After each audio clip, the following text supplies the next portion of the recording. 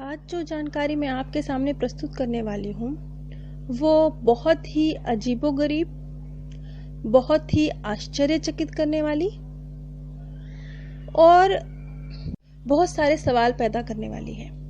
लेकिन फिर भी ये जानकारी बहुत इंटरेस्टिंग है, इसलिए मुझे लगा कि मैं आप लोग के साथ इस चीज़ को शेयर करूं। अभी मेरे पास एक ब्रदर का एक्सपीरियंस आया था। उन्हें नियर डेथ एक्सपीरियंस हुआ था। वो 14 घंटे कोमा में रहे थे, तो उन्होंने अपना एक्सपीरियंस मेरे साथ शेयर किया था और उसकी मैंने ऑडियो भी पाथ ऑफ हैप्पीनेस चैनल पर डाली थी। लेकिन उनके ऑडियो में पीछे साउंड बहुत था, तो बहुत डिस्टर्बेंस थी। इस वजह से कुछ शायद सुनने में बहुत परेशानी हो रही थी, तो कुछ कमेंट आए थे इस तरह के, तो मैंने उस वीडियो को प्राइवेट कर दिया था। उन ब्रदर ने बहुत ही आश्चर्यचकित करने वाली जानकारी दी थी। उन्होंने ये कहा था कि जब वो 14 घंटे कोमा में रहे तो उस अवस्था में उन्हें दूसरे प्लैनेट्स को देखने का, दूसरे ग्रहों को देखने का, वहां के जीवों को देखने का एक्सपीरियंस हुआ। मैंने उनकी ये वीडियो ऑडियो जो उन्होंने मुझे भेजी थी उसका मैंने वीडियो बनाकर अपलोड भी किया था पाथ ऑफ हैप्पीनेस चैनल पर।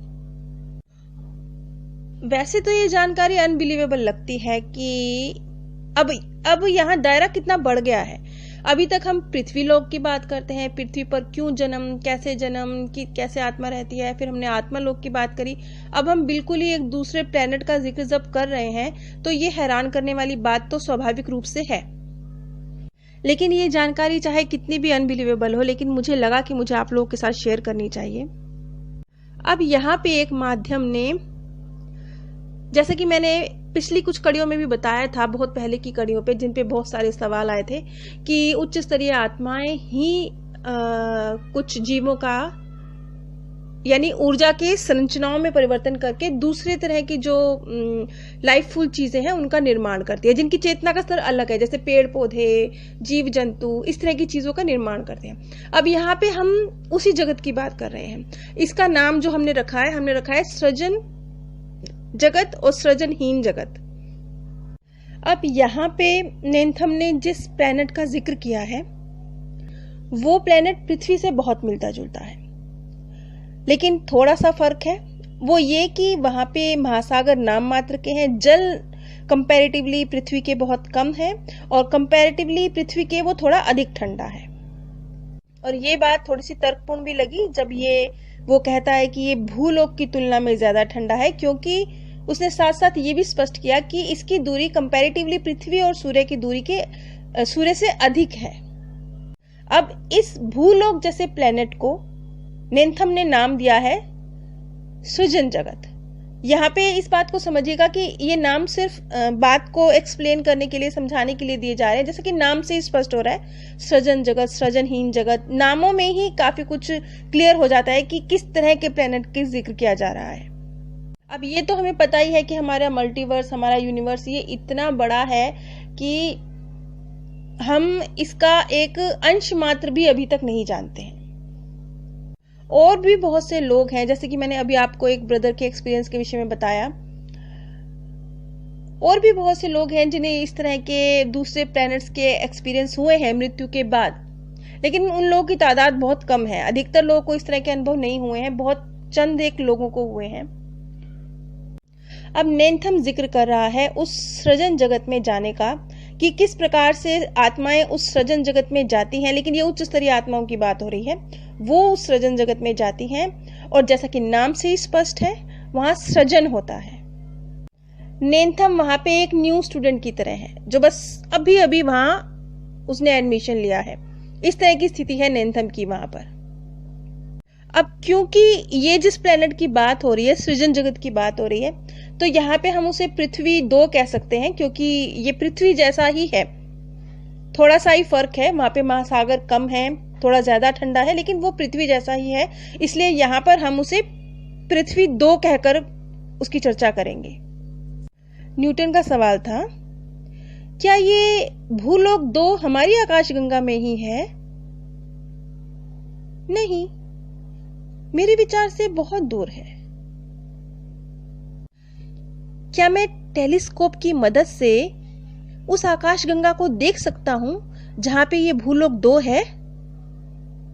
हाँ, शायद आप देख सकते हैं, वो बहुत बड़ा है, एक चेन की तरह है। बस मैं इससे ज्यादा कुछ नहीं बता सकता। अब देखिए यहाँ पे जब ब्रह्मांड में वो कहाँ स्थित है, जब एक खगोल शास्त्री की तरह डॉक्टर न्यूटन सवाल करते हैं, तो यहाँ पे दो दिक्कतें आती हैं। अब ये दिक्कत क्यों आती है, क्यों वो सवाल का जवाब सही तरीके से नहीं दे पाते, इसकी पीछे वजह हो सकती है। एक वजह तो स्वाभाविक रूप से हम जानते ही हैं कि शायद मार्गदर्शक ये चाहते हैं कि ये जानकारी हम तक ना पहुंचे, क्योंकि हमारे अपने इस पृथ्वी और आत्मा लोक जिनसे हमारा संबंध है, उसी की जानकारी इतनी है कि हम उसी को सही तरीके से समझ के अपने ऊपर अप्लाई करके अपने जीवन में परिवर्तन ला ले तो बहुत है।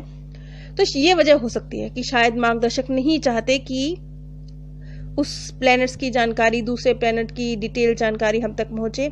और ये भी वजह हो सकती है कि जो माध्यम है वो इस भूलोक और ब्रह्मांड के बारे के बीच में बहुत कम नॉलेज रखते हैं, उन्हें खगोल शास्त्र की बहुत कम नॉलेज है।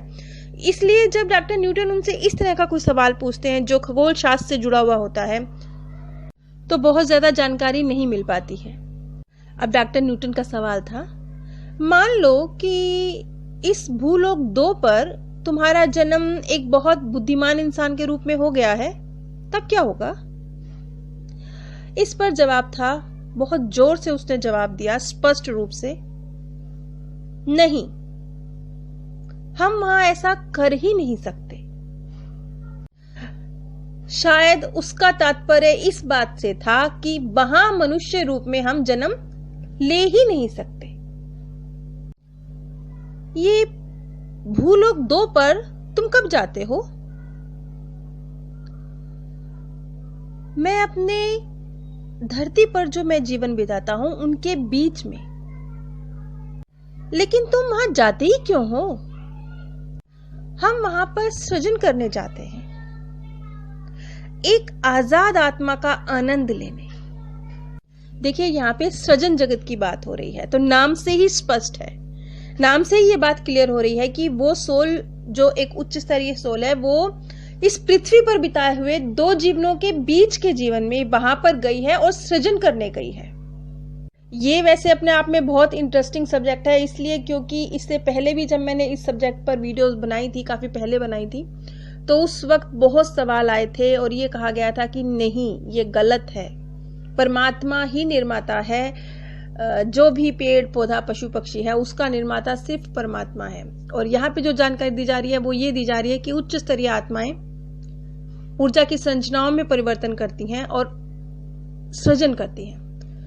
ये चीज अभी नीचे कमेंट में बहुत सारी आने वाली है, लेकिन जैसे जैसे ये सीरीज आगे बढ़ती जाएगी, बहुत सारे सवाल जो आप लोगों के मनों में उठेंगे उनके जवाब अपने आप मिलते जाएंगे।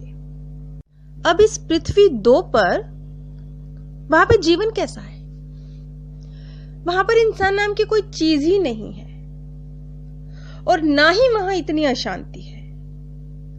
हम जंगलों के बीच में, रेगिस्तानों में, महासागरों के ऊपर बहुत बेफिक्री से घूमते हैं, कोई जिम्मेदारी नहीं।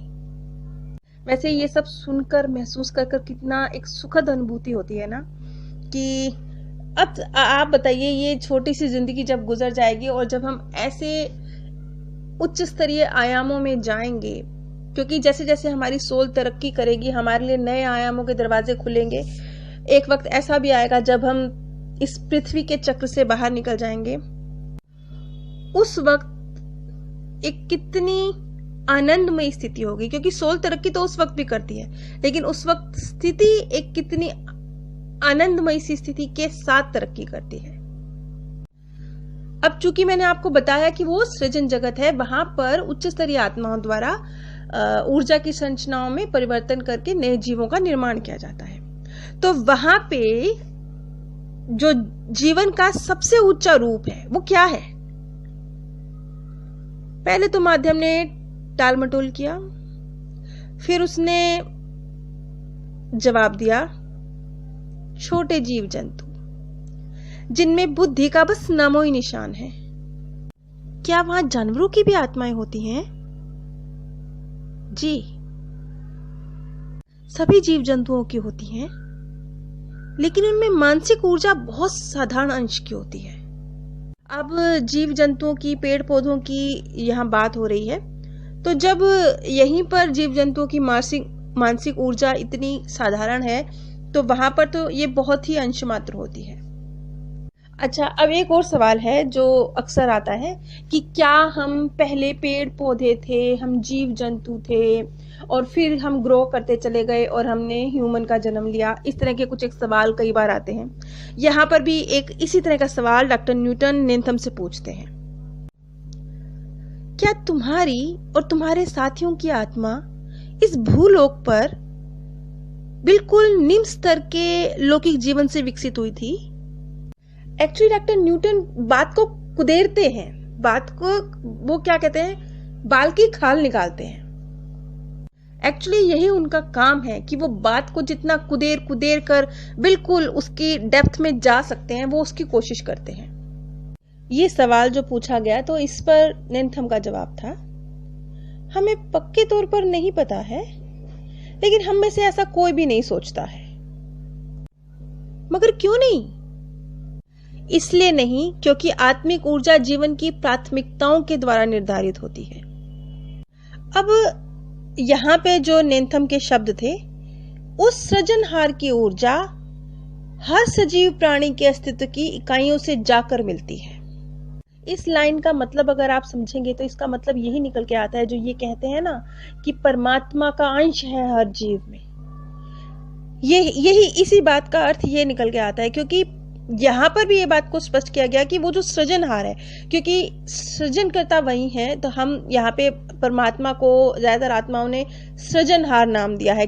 यहाँ पे एक बात और महत्वपूर्ण है कि अलग अलग रिलीजन की जो व्यक्ति गए हैं डॉक्टर न्यूटन के पास, इस एक्सपीरियंस से गुजरे हैं, वो सभी उस ईश्वर को सृजनकर्ता इस तरीके के नामों से पुकारते हैं। अपना कोई, जैसे हम हर धर्म में सबने परमात्मा के अपने अलग अलग नाम रखे हुए, कोई जीसस कहता है, कोई अल्लाह कहता है, कोई श्री राम, कोई श्री कृष्णा, इस तरीके के नामों से नहीं पुकारा है। सृजनहार शब्द का प्रयोग किया है यहाँ पर ज्यादातर माध्यमों ने, ज्यादातर ने नहीं बल्कि सभी ने सृजनहार शब्द का प्रयोग किया है। उसने ये कहा कि सृजनहार की ऊर्जा हर सजीव प्राणी के अस्तित्व में उसकी इकाइयों के रूप में शामिल है।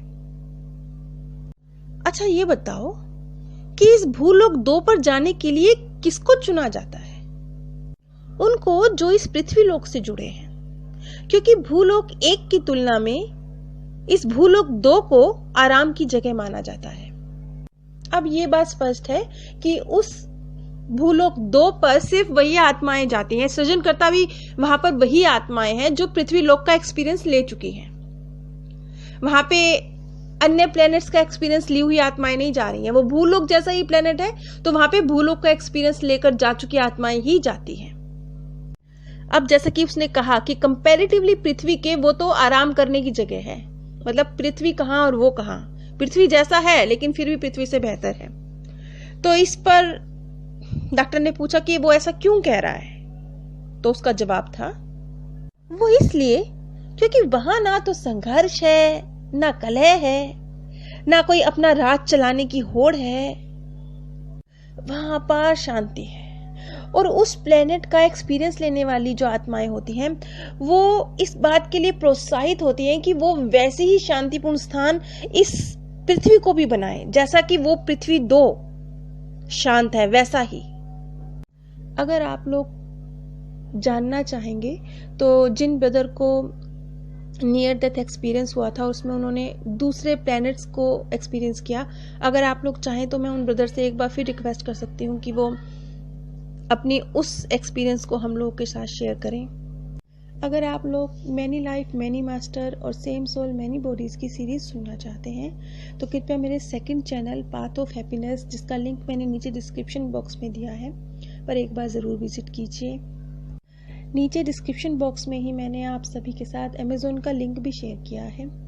अगर आप उस लिंक के माध्यम से कुछ भी परचेज करते हैं तो आप बिना कोई भी पैसा खर्चे इस चैनल को सहयोग दे सकते हैं, इस ज्ञान के प्रसार में सहयोगी बन सकते हैं, जिसकी इस चैनल को बहुत आवश्यकता है।